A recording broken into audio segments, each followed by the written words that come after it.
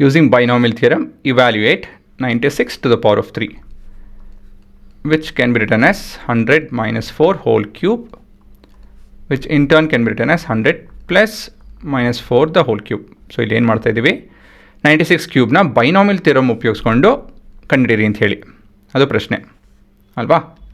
So ಇವಾಗ a plus B whole to the power of N ನಾವು summation C A B ಬರ್ಕೊಂಡು ಮತ್ತಿವಾಗ ಇಲ್ಲಿ ಎನ್ ಎನ್ ಎನ್ ಮತ್ತು I is equal to 0, I minus I ಮತ್ತು ಇದು ಐ ಫಾರ್ಮುಲಾ ಒಂದು ಚೆಕ್ ಮಾಡಿ. Summation of 0 to N N C I into A to the power of N minus I into B to the power of I ಸರಿ ಇದೆ.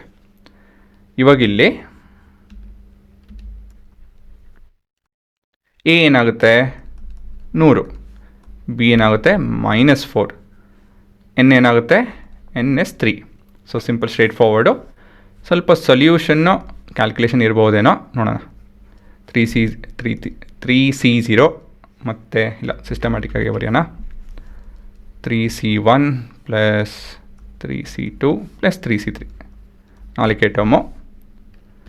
ಅದಾಯಿತು ಅಂದಮೇಲೆ ಇದು 100 to the power of 3, 100 to the power of 2, 100 to the power of 1, 100 to the power of 0, ಮತ್ತಿದು -4 to the power of 0, -4 to the power of 1, -4 to the power of 2 and -4 to the power of 3.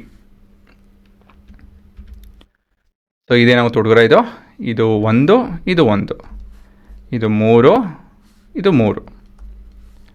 So this is 1 2 3 4 5 6 -4 1 2